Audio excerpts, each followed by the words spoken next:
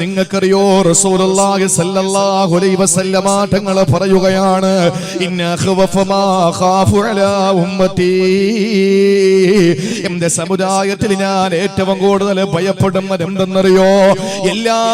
നമ്മളോട് വിളിച്ചു പറഞ്ഞ ഹബീബ് പറഞ്ഞത്, എന്റെ സമുദായത്തിൽ ഞാൻ ഏറ്റവും ഭയപ്പെടുന്നത് ഏതാണ്? വിഗ്രഹാരാധനയല്ല, ബിംബാരാധനയല്ല, വിഗ്രഹ കച്ചവടങ്ങളല്ല, വിഗ്രഹത്തിന്റെ നിർമ്മാണങ്ങളല്ല. ഏറ്റവും കൂടുതൽ ഞാൻ ഭയപ്പെടുന്നത് എന്തെന്നറിയോ? ഒരു ചായക്ക് പൈസ ഇല്ലാതെ എന്റെ സമുദായത്തിന്റെ പാവപ്പെട്ട സഹോദരങ്ങൾ, എന്റെ സഖാക്കൾ, എന്റെ സതീശൻ, എന്റെ പ്രിയപ്പെട്ട അനുയായികൾ ഒരു ചായക്ക് പൈസ ഇല്ലാതെ ആളുകളുടെ വീടുകളുടെ മുമ്പിൽ ചെന്ന് കൈനീട്ടുമെന്ന് ഞാൻ പേടിക്കുന്നില്ല. ഒരു നേരത്തെ ഭക്ഷണം കഴിക്കാൻ വകയില്ലാതെ 5 സ്റ്റാർ ഹോട്ടലുകളിൽ നിന്ന് വലിച്ചെറിയുന്ന വേസ്റ്റുകൾ പിറക്കി തിന്നുമെന്ന് ഞാൻ പേടിക്കുന്നില്ല. തന്റെ പൊന്നുമോളെ കെട്ടി പൈസ ഇല്ലാതെ പള്ളികൾ ഇറങ്ങി നടക്കുമെന്ന് ഞാൻ ഭയപ്പെടുന്നില്ല. പള്ളി നിർമ്മിക്കാൻ കഴിയാതെ റെസിപ്റ്റ് മേടിച്ചുകൊണ്ട് എല്ലാ വിദേശ രാജ്യങ്ങളും സഞ്ചരിക്കുമെന്ന് ഞാൻ ഭയപ്പെടുന്നില്ല. അല്ലാഹുവിന്റെ റസൂൽ ഭയപ്പെട്ടത് എന്തെന്നറിയോ? ഇന്ന ഖവഫ മാ ഖാഫു അലാ ഉമ്മത്തി, എന്റെ സമുദായത്തിൽ ഞാൻ ഏറ്റവും കൂടുതൽ ഭയപ്പെട്ടത് ഏതെന്നറിയോ? അയ്യക്സുറ ബിഹിമുൽ മാ, പണപ്പെരുപ്പമാ ഞാൻ പേടിക്കുന്നത്, പണത്തിന്റെ കുത്തൊഴുക്കാ ഞാൻ പേടിക്കുന്നത്. അങ്ങനെ പണം വന്നു കഴിഞ്ഞാ പരസ്പരം അസൂയ വരുന്നതാ. പിന്നെ പരസ്പരം അവര് വാളോങ്ങുന്നവരാ. പണം കിട്ടാൻ വേണ്ടിയിട്ട് സ്വന്തം സഹോദരന്റെ തലതല്ലി തകർത്ത ആ സഹോദരങ്ങളെ നമ്മൾ കണ്ടിട്ടില്ലേ? ഉമ്മാന്റെ കാത് മുറിച്ച മക്കളെ കണ്ടിട്ടില്ലേ? വാപ്പാന്റെ തലയ്ക്ക് ചെരവ കൊണ്ടടിച്ച മക്കളെ കണ്ടിട്ടില്ലേ? പ്രിയപ്പെട്ടവരെ, സമ്പത്തിന് വേണ്ടിയിട്ട് പരസ്പരം തല്ലി തകർന്നു പോയ കുടുംബങ്ങളെ കണ്ടിട്ടില്ലേ? എന്താ ഹബീബായ നബി തങ്ങൾ പറഞ്ഞത്? പണം അധികരിക്കലാണ് ഞാൻ പേടിക്കുന്നത്. അങ്ങനെ എന്റെ സമുദായത്തിൽ പണം വന്ന് കുമിഞ്ഞുകൂടിയാ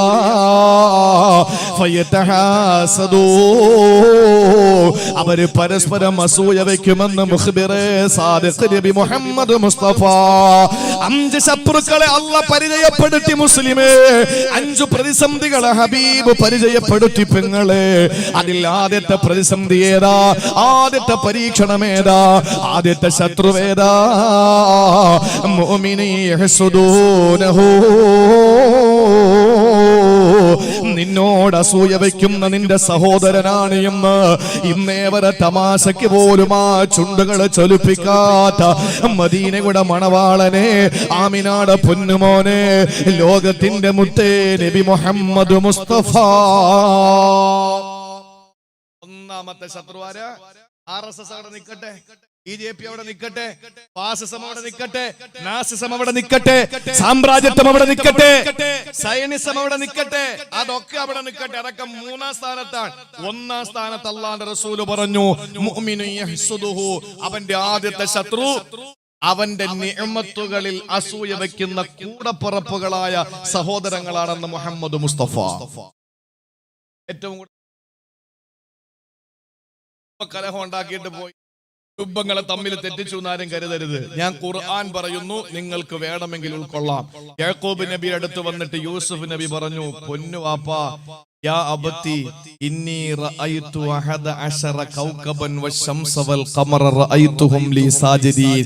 സൂര്യ ചന്ദ്ര നക്ഷത്രാദികളെ ഞാൻ കണ്ടു വാപ്പാ, എന്നെ സുജൂദ് ചെയ്യുന്നതായിട്ട്. ആ സമയത്ത് വാപ്പ പറഞ്ഞു, ലാ തഖ്സുസ് റുഇയാക അലാ അഹദിൻ മിൻ ഇഖ്വതിക, നീ ആരെടുത്ത് പറഞ്ഞാലും നിന്റെ സഹോദരങ്ങളുടെ അടുത്ത് പറയരുത്. ഈജത്തിലുണ്ടായ എന്റെ രക്തത്തിന്റെ ഭാഗമായ നിന്റെ കൂടപ്പുറപ്പുകളായ സഹോദരങ്ങളോട് പറയരുത്. ഫയക്കീദൂലക കൈദ, അവർ നിന്നെ ചതിക്കും. അല്ലാഹു മനസ്സിലാക്കാനുള്ള തൗഫീഖ്.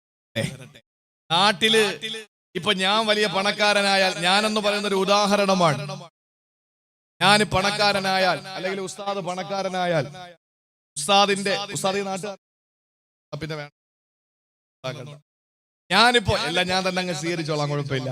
ഞാൻ വലിയ പണക്കാരനായാൽ ഏറ്റവും കൂടുതൽ അസൂയ വയ്ക്കുന്ന എന്റെ സഹോദരങ്ങളായിരിക്കും. രണ്ടാമത് എന്റെ ബന്ധുക്കളായിരിക്കും, പിന്നെയാണ് എന്റെ നാട്ടുകാർ അസൂയ വെക്കുക, അല്ലേ? അതങ്ങനെയാണ് സഹോദരങ്ങളെ. എന്റെ മകന് കിട്ടാത്തത് എന്റെ ജേട്ടന്റെ മകന് കിട്ടും, എനിക്ക് അസൂയ സ്വാഭാവികമായിട്ടുണ്ടാവും. അതുകൊണ്ട് ആദ്യം നമ്മൾ തിരിച്ചറിയേണ്ട പ്രതിസന്ധി ഏതാണ്? ആദ്യം തിരിച്ചറിയേണ്ട പ്രതിസന്ധി 5 പ്രതിസന്ധി പറയും, 5-നുള്ള പരിഹാരവും പറയും. അള്ളാഹു മനസ്സിലാക്കാനുള്ള തൗഫീഖ് നൽകട്ടെ. മുസ്ലിമിനെ സംബന്ധിച്ചിടത്തോളം നമ്മൾ പറയുന്നത് എപ്പോഴും നമ്മൾ പറയുന്നത്, എല്ലാവരുടെയും കണ്ണ് നേരെ ഫോക്കസ് ചെയ്യുന്നത് വേറൊരു ശത്രുവിലേക്കാണ്. അതിനു മുമ്പ് ശത്രുക്കളെ അല്ലാഹു റസൂൽ പരിചയപ്പെടുത്തി. ഒന്ന്, അവന്റെ നിഅമത്തുകളിൽ അസൂയ വയ്ക്കുന്ന ഏറ്റവും അടുത്ത മുഅ്മിനീങ്ങളായ സഹോദരങ്ങളാണെന്ന് നബി മുഹമ്മദ് മുസ്തഫ. അല്ലാഹു നമ്മളെ കാത്തുരക്ഷിക്കട്ടെ, അല്ലാഹു നമ്മളെ കാത്തുരക്ഷിക്കട്ടെ. പ്രിയപ്പെട്ട സഹോദരങ്ങളെ, മഹാനായ കലീമുല്ലാഹി മൂസാ നബി അലൈഹിസ്സലാം എന്തിനാ നമ്മൾ അസൂയ വെക്കുന്നത്? നമ്മൾ എന്തിനാണ് അസൂയ വെക്കുന്നത്? പ്രിയപ്പെട്ടവരെ, അല്ലാഹുവിന്റെ റസൂൽ പറഞ്ഞു, ഇന്നലി നിഅമില്ലാഹി അഅദാ. അല്ലാഹുവിന്റെ അനുഗ്രഹങ്ങൾക്ക് ശത്രുക്കളുണ്ടത്രേ, അല്ലാഹുവിന്റെ നിഅമത്തുകൾക്ക് ശത്രുക്കളുണ്ടത്രേ, അല്ലാഹുവിന്റെ പള്ളികൾക്ക് ശത്രുക്കളുണ്ട് നമുക്കറിയാം, അല്ലാഹുവിന്റെ ദീനിന് ശത്രുക്കളുണ്ട് നമുക്കറിയാം. പക്ഷെ അല്ലാഹുവിന്റെ അനുഗ്രഹങ്ങളുടെ ശത്രുക്കൾ ആരെന്നറിയോ? സഹാബത്ത് ചോദിച്ചു, അവരാരാ നബിയേ? അല്ലാഹുവിന്റെ റസൂൽ പറയുകയാണ്, അവര് അസൂയക്കാരാ. എന്തുകൊണ്ടെന്നറിയോ? എനിക്കിപ്പോ അല്ലാഹു തആല ഒരു സൗഭാഗ്യം തന്നിരിക്കട്ടെ, ആ സൗഭാഗ്യം എനിക്ക് തന്നത് കണ്ടിട്ട് നിങ്ങളിൽ ഒരാൾ അസൂയ വെക്കുകയാണ്. പടച്ചവനെ, അതൊന്ന് നശിച്ചിരുന്നെങ്കിൽ. എന്റെ വീട് കണ്ടിട്ട് നിങ്ങൾ പറയുന്നു, പടച്ചവരെ ഒരു ഭൂകുലുക്കം വന്നെങ്കിലും അത് നശിച്ചെങ്കിൽ, പടച്ചവരെ ഒരു ഭൂചലനം വന്നിട്ടെങ്കിലും അത് നശിച്ചു പോയെങ്കിലല്ല. കാരണം എന്താണ്? എനിക്ക് കിട്ടി, നിങ്ങൾക്ക് കിട്ടാത്തതിൽ നിങ്ങൾക്ക് അസൂയയാണ്. ആ അസൂയ നിങ്ങൾ എന്റെ അനുഗ്രഹങ്ങളിൽ കണ്ണുവെച്ചാൽ അല്ലാഹുവിന്റെ റസൂൽ പറയുന്നു, അല്ല എനിക്ക് തന്ന നിഅമത്തുകളുടെ ശത്രുവാണത്. പാടില്ല, പാടില്ല മുസ്ലിമേ, നമ്മൾ ആരോടും അസൂയ വെക്കണ്ട. മഹാനായ സയ്യിദുനാ മൂസാ നബി അലൈഹിസ്സലാത്തു വസ്സലാം പറഞ്ഞതെന്നറിയോ? ഒരു ദിവസം മൂസാ നബി അലൈഹിസ്സലാത്തു വസ്സലാം അർശിന്റെ തണലിൽ ഒരാളെ കാണുകയാ. അല്ലാഹുവിന്റെ പ്രവാചകന്മാർക്ക് അല്ലാഹു കാണിച്ചു കൊടുക്കാറുണ്ട്. മൂസാ നബി അലൈഹിസ്സലാം നോക്കുമ്പോ അല്ലാഹുവിന്റെ സിംഹാസനത്തിന്റെ ചുവട്ടിൽ ഒരാൾ ഇരിക്കുകയാ. ആ മനുഷ്യന് വല്ലാത്ത അടുപ്പം ചെന്ന മനുഷ്യനാ, അല്ലാഹുവിനോട് ഏറ്റവും അടുപ്പക്കാരനായ മനുഷ്യനാ. കാരണം അല്ലാഹുവിന്റെ സിംഹാസനത്തിന്റെ ചുവട്ടിലിരിക്കാൻ ഭാഗ്യം കിട്ടിയ മനുഷ്യനല്ലേ. ആ മനുഷ്യനെ അല്ലാഹുവിന്റെ പ്രവാചകന് മൂസാ നബി ചോദിച്ചല്ലോ, ഈ മനുഷ്യനാരാ? ഇത്രയും വലിയ അടുപ്പക്കാരൻ നിനക്കുണ്ടെങ്കിൽ അവന് ആരാണെന്നൊന്ന് പറഞ്ഞു തരുവോ? ആ സമയത്ത് മൂസാ നബിയോട് അല്ലാഹു പറയുന്നു, ഓ മൂസാ നബിയേ, അയാൾ ആരാണെന്ന് അറിയുന്നതിന് മുമ്പ് അയാൾ എങ്ങനെ ഇവിടെ എത്തിയെന്നറിയണ്ടേ? അതല്ലേ വേണ്ടത്? ആരായ നിങ്ങൾക്കെന്താ? അയാൾക്ക് ഈ അടുപ്പം കിട്ടാൻ കാരണം എന്തെന്നല്ലേ നിങ്ങൾ പഠിക്കേണ്ടത്? അതല്ലേ നിങ്ങൾ അന്വേഷിക്കേണ്ടത്? അതല്ലേ നിങ്ങൾ പ്രബോധനം ചെയ്യേണ്ടത്? അവരാരോ ആയിക്കോട്ടെ, നിങ്ങൾ ആരാണെന്ന് അന്വേഷിക്കുന്നതിന് മുമ്പ് അയാൾ ഇങ്ങനെ എന്റെ സിംഹാസനത്തിന്റെ ചുവട്ടിലെത്തിയെന്ന് നിങ്ങൾ അറിയുക. മൂസാ നബി ചോദിക്കുന്നു, അല്ലാ, അയാളെ എങ്ങനെയാ നീ ഇത്ര അടുപ്പക്കാരനാക്കിയതല്ലാ? ഇത്രയും അടുപ്പ് ശ്രദ്ധിക്കാൻ അയാൾ ചെയ്ത പ്രവൃത്തി എന്താ? മഹാനായ മൂസാ നബിയോട് അല്ലാഹു പറയുകയാ,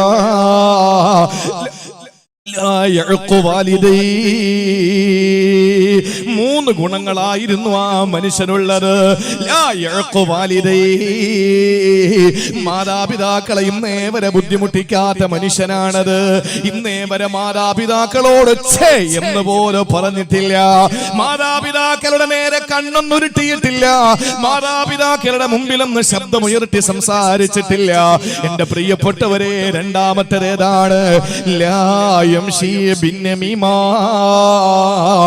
ഏശനി പറഞ്ഞ് നടന്നിട്ടില്ല. ഇന്ന് ഏശനി എല്ലാവർക്കും വല്ലാത്തൊരു സുഖമാണ്. നിങ്ങളുടെ അടുത്ത് വന്നിട്ട് ഈ പറയുന്ന ഞാൻ വന്ന് നിങ്ങളോട് മറ്റൊരാളെ പറ്റി അവരറിയാത്തത് പറഞ്ഞു തരുക, എന്നിട്ട് അവരുടെ അടുത്ത് ചെന്നിട്ട് നിങ്ങളെ പറ്റി നിങ്ങൾ അറിയാത്തത് പറഞ്ഞു കൊടുക്കുക. ഇന്ന് ആളുകൾക്ക് വല്ലാത്ത ഹരമാണത്. അതിൽ പ്രഭാഷകനാണെന്നോ, അതല്ലെങ്കിൽ സയ്യിദാണെന്നോ, അല്ലെങ്കിൽ ഖാദിയാണെന്നോ, അല്ലെങ്കിൽ ആലിമാണെന്നോ, അല്ലെങ്കിൽ തങ്ങളാണെന്നോ, അല്ലെങ്കിൽ ഹാജിയാണെന്നോ, അല്ലെങ്കിൽ പ്രസിഡന്റ് പ്രസിഡന്റ് ആണെന്നോ അല്ലെങ്കിൽ ഇമാമാണെന്നോ അതൊന്നും പരിഗണനയില്ല. ആരെപ്പറ്റി വേണോ നമ്മൾ നമീമത്ത് ഏശന് പറയാ നമ്മൾ മിടുക്കന്മാരാ, ആരെപ്പറ്റി വേണമെങ്കിൽ നമ്മൾ പറയാ നല്ല തിടുക്കത്തിലാ നമ്മളുള്ളത്. എന്നാലും പഠിച്ചോ, ഈ അർശിന്റെ ചുവട്ടിൽ ഇരിക്കാൻ ഭാഗ്യം ലഭിച്ച മനുഷ്യന്റെ രണ്ടാമത്തെ ക്വാളിറ്റി എന്താണ്? അയാള് ഏശന് പറയാത്തവനാ. നമ്മുടെ വിഷയം അതുമല്ല. മൂന്നാമതായിട്ട് അല്ലാഹു മൂസാ നബിയോട് പറയുകയാ, ലാ യഹ്സുദൂനന്നാസ്, ജനങ്ങളോട് ഒരു കാര്യത്തിലും അസൂയ വെക്കൂല. അല്ലാഹു പറയുന്ന ഒരു നിഅമത്തുകൾക്കും അവൻ അസൂയ വെക്കൂല. ആർക്ക് എന്ത് കിട്ടിയാലും പറയും അൽഹംദുലില്ലാ, അവനത് കിട്ടിയല്ലോ സന്തോഷം. നമ്മൾ എന്തിനാ അസൂയ വെക്കുന്നത്? ഒരിക്കലും പ്രിയപ്പെട്ടവരെ, ഒരാൾക്കുള്ള നിഅമത്ത് കൊടുക്കുന്നത് കാണുമ്പോ, ഞാൻ പ്രസംഗിക്കുന്ന ആളാണ്, പ്രഭാഷകനാണ്, എന്നെ പോലത്തെ ഒരു പ്രഭാഷകന് നല്ല പ്രസംഗം അവതരിപ്പിക്കുമ്പോ അല്ലാഹുവേ എന്നെക്കാല് സാമർഥ്യനാണല്ലോ, സമർത്ഥനാണല്ലോ, സാമർഥ്യമുള്ളവനാണല്ലോ എന്ന് ചിന്തിച്ചിട്ട് അവന്റെ ഈ അനുഗ്രഹം നീ തിരിച്ചെടുക്കണമെന്ന് ആഗ്രഹിച്ചാൽ അവന് വളർന്നു വളർന്നു പോകും. ഞാൻ താഴോട്ട് തളർന്നു പോകും, അതിന് സംശയമില്ല. മാത്രമല്ല, എന്റെ ജീവിതത്തിൽ ചെയ്ത എല്ലാ സൽക്കർമ്മങ്ങളും പൊളിഞ്ഞു പോകുന്നതാണ്. അൽ ഹസദു യഅകുലുൽ ഹസനാ കമാ തഅകുലുൻ നാറുൽ ഹതബാ, തീ വിറകിനെ ഭക്ഷിക്കുന്നത് പോലെ എന്റെ നമസ്കാരവും എന്റെ നോമ്പും എന്റെ സൽക്കർമ്മങ്ങളും എന്റെ സ്വതക്കയും എന്റെ തഹജ്ജുദും എന്റെ ളുഹായും എന്റെ ജീവിതത്തിലെ മുഴുവൻ സൽക്കർമ്മങ്ങളെയും ഈ അസൂയ എന്ന് പറയുന്ന സംഗതി നശിപ്പിക്കുമെന്ന് ആദരവായ പ്രവാചകൻ നബി മുഹമ്മദ് മുസ്തഫ. ആരുടെ അല്ലാഹു ആർക്ക് കൊടുത്ത നിഅമത്ത് കണ്ടിട്ട് അസൂയ വെക്കല്ലേ, അത് ഒരിക്കലും നശിച്ചു പോകാൻ കൊതിക്കല്ലേ. അല്ലാഹ് പറഞ്ഞതെന്താണ്? അൽ ഹാസിദു അദുവുൽ നിഅമതി,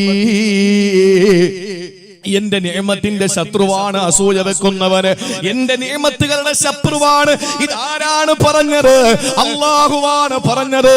സർവലോക സൃഷ്ടിസ്ഥിതി സംഹാരകർത്താവായ അല്ലാഹ്, നമ്മളെ സൃഷ്ടിച്ച അല്ലാഹ്, നമ്മളെ സംരക്ഷിക്കുന്ന അല്ലാഹ്, നാളെ നമ്മളെ സംഹരിക്കുന്ന അല്ലാഹ്, അവനാണ് പറഞ്ഞത് അൽ ഹാസിദു അദുവുൽ നിഅമതി, അസൂയ വെക്കുന്നവൻ എന്റെ നിഅമത്തുകളുടെ ശത്രുവാണ്. മുതസഖിതുൽ എന്റെ വിധിയിൽ ദേഷ്യമുള്ളവനാണ്. എന്റെ ഓഹരിയിൽ തൃപ്തിപ്പെടാത്തവനുമാണ്. എനിക്ക് പ്രസംഗിക്കാൻ കഴിവെന്ന് വേറൊരാൾക്കും കൊടുത്ത്, ഇച്ചിരി കഴിവ് കൂടുതൽ അയാൾക്ക് കൊടുത്ത്, അപ്പൊ ഞാൻ ചിന്തിക്കാൻ, പടച്ചോനെ എന്തൊരു പ്രസംഗമാണ്, ഒരു ചെറിയ കുച്ചെങ്കിലും കൊടുത്താൽ ഞാൻ രക്ഷപ്പെട്ടേരെ എന്ന് ചിന്തിച്ചാൽ അള്ളാഹുവിന്റെ ഖിസ്മത്തിലെ ഓഹരി, അള്ളാഹു ഓഹരി ചെയ്ത് കൊടുക്കുന്നതിൽ എനിക്ക് തൃപ്തിയായില്ലെന്നല്ലേ അർത്ഥം. അപ്പൊ അള്ളാഹു തആല വെറുതെ വിടുവോ? അല്ല വെറുതെ വിടോ? അള്ളാന്റെ പള്ളിയുടെ മുമ്പിൽ വന്ന്, അല്ലെങ്കിൽ പടച്ചവന്റെ മദ്രസയുടെ മുമ്പിൽ വന്ന്, അല്ലെങ്കിൽ പടച്ചവന്റെ പരിശുദ്ധ ദീനിനോട് കളിക്കുന്നത് പോലെയാണോ ഇത്? അല്ല പറയാണ്, എന്റെ നിഅമത്തുകളുടെ ശത്രുവാണ്, എന്റെ ഓഹരി കൊണ്ട് പൊരുത്തപ്പെടാത്തവനാണ്, എന്റെ വിധിയിൽ തൃപ്തിപ്പെടാത്തവനാണ്. അതുകൊണ്ട് നമ്മൾ ആരുടെ നിഅമത്തുകൾക്കും അസൂയ വെക്കണ്ട. ഇത് വിശദീകരിക്കാൻ സമയമില്ല. ആർക്ക് അല്ലാഹു കൊടുത്ത നിഅമത്തുകളുടെ നമ്മൾ അസൂയ വെക്കരുത്. നമുക്കൊരു നിഅമത്ത് കിട്ടുമ്പോൾ മറ്റുള്ളവർ അസൂയ വെച്ചാൽ അതിൽ നിന്ന് രക്ഷപ്പെടാൻ വേണ്ടി നമുക്ക് ഇൻഷാ അല്ലാഹ് ചെയ്യാനുള്ള ഒറ്റ കാര്യമുണ്ട്. അതാണ് ഖുൽ അഊദു ബിറബ്ബിൽ ഫലഖ് من شر ما خلق ومن شر غاسق إذا وقب ومن شر النفاثات في العقد ومن شر حاسد إذا حسد. സൂറത്തുൽ ഫലഖ് നമ്മൾ പതിവാക്കുക. അല്ലാഹു തൗഫീഖ് തരട്ടെ.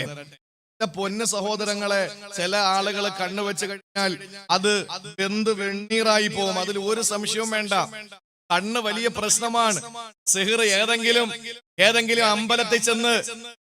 അമ്പലത്തിൽ ചെന്ന് പട്ടിക്കാഷ്ടത്തിലും നായയുടെ കാഷ്ടത്തില് സിഹ്ർ ചെയ്ത് ക്ഷുദ്രം ചെയ്ത് കൊണ്ടുവന്ന് വെക്കുന്നതിനേക്കാൾ ഭീകരമാണ്. അങ്ങനെ നോക്കിയിട്ടൊന്ന് ഇരുത്തിയാൽ മതി, തീർന്ന്. അതുകൊണ്ടാണ് നമ്മൾ നമ്മുടെ പ്രിയപ്പെട്ട മക്കളെ ആ മക്കളെ പോലും കുളിപ്പിച്ച് നമ്മൾ എടുത്തുകൊണ്ട് വന്നു കഴിഞ്ഞാൽ നമ്മൾ പറയണം മാഷാ അല്ലാഹ് എന്ന് നമ്മൾ പറയണം. ഇല്ലെങ്കിൽ നമ്മളിൽ നിന്ന് തന്നെ നമ്മുടെ മക്കൾക്ക് കണ്ണേറുണ്ടാവും. കണ്ണാടി നോക്കുമ്പോ നമ്മുടെ സൗന്ദര്യം തന്നെ നമ്മൾ കണ്ടിട്ട് അസൂയ വെക്കാനും കണ്ണ് വരാനും സാധ്യതയുണ്ട്. അതുകൊണ്ടാണ് നബി തങ്ങൾ പറഞ്ഞത്, അവിടെയും നീ ഒരു കുറവായിട്ട് കണ്ടിട്ട് നീ പറയണം, അല്ലാഹുമ്മ ഹസ്സിൻ ഖുൽഖി കമാ ഹസ്സൻത ഖൽഖി, അല്ലാഹ് എന്റെ പൊറോക്ക നീ ശരിയാക്കി തന്നു, മോശമാണ്, അതുകൊണ്ട് നീ ശരിയാക്കി താ അല്ലാഹ്.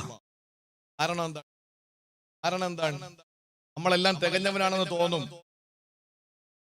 ആർക്കും ജന്മനാ കിട്ടിയ സൗന്ദര്യം മോശമാണെങ്കിൽ പുതിയ സംവിധാനങ്ങൾ ഉപയോഗിച്ചൊക്കെ സൗന്ദര്യം കൂട്ടാനൊക്കെ എല്ലാ സെലിബ്രിറ്റികളും അങ്ങനെയാണ്.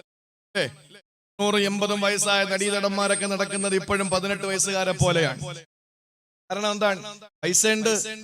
പൈസയുണ്ട്. അവർക്ക് ധൈര്യമായിട്ട് അവരുടെ കോലങ്ങൾ മാറ്റാൻ ഇപ്പോ പ്ലാസ്റ്റിക് സർജറിയാണ്. നമ്മുടെ ശാസ്ത്രം പുരോഗമിച്ചില്ലേ? മെയിൻ അപകടം നടന്ന ഒരു സമയത്ത് ഒരു ചെറുപ്പക്കാരന്റെ ലിംഗം തെറിച്ചുപോയി. ഹൈവേയിൽ വെച്ച് ലിംഗം തെറിച്ചുപോയി ഒരു ചെറുപ്പക്കാരൻ്റെത്.